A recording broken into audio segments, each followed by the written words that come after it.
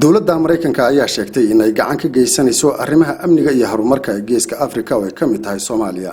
Xogayaha arrimaha dibadda ee Mareykanka Mike Pompeo ayaa waxa uu maanta magaalada Addis Ababa kula kulmay ra'iisul wasaaraha Itoobiya Abiy Ahmed iyo madax kale. waxaana aad uga hadlay hirgelinta xasiloonida iyo dimuqraadiyadda Itoobiya iyo dalalka dariska la ah. Booqashada Pompeo ayaa diiradda lagu saaray amniga, maalgashiga, isbedelada siyaasadeed ee Itoobiya iyo muranka Itoobiya kala dhaxeeya Masar oo ay xulufay yihiin Mareykanka.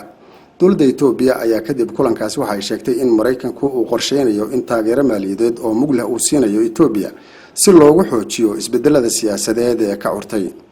dalka Itoobiya ayaa lagu wadaa in bisha Agoosto ee sanadkan ay ka dhacaan doorashooyin tijaabo u ah isbedelada siyaasadeed ee ka jira kuwaas oo hogaaminayo ra'iisul wasaare Abiy Ahmed.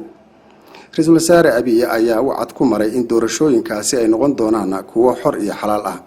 wasiirka arrimaha dibadda ee Mareykankuna waxa uu sheegay in doorashooyin hufan oo ka dhacay Itoobiya ay xaqiijinayaan in muwaadin waliba uu leeyahay cod.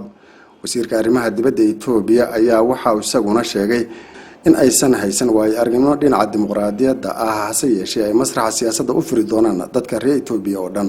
dhinaca kale kulanka ra'iisul wasaare Abiy iyo Mike Pompeo ayaa looga hadlay xiisadda Itoobiya kala dhaxaysa Masar ee ka dhalatay biyo xireenka ay ka samaysanayso webiga Nile oo ay ka soo horjeedo Masar oo xulufo la ah Mareykanka. Pompeo waxa uu tilmaamay in weli ay taagan yihiin shaqooyin culus oo loo baahan yahay in la qabto hase yeeshee uu ku niyadsan yahay in bilaha soo aadan la dhameystiri doono. xogayaha arrimaha dibadda Mareykanka waxa uu ku dhawaaqay in Mareykanku uu bixin doono $8 milyan oo lagu taageerayo wax ka qabashada ayaxa ka dilaacay dalalka Soomaaliya, Itoobiya iyo Kenya. wararka qaar ayaa sheegaya in kulanka sidoo kale looga hadlay sidii xal waara oo degdeg ah loogu heli lahaa khilaafka Somaliland iyo Soomaaliya inteeda kale.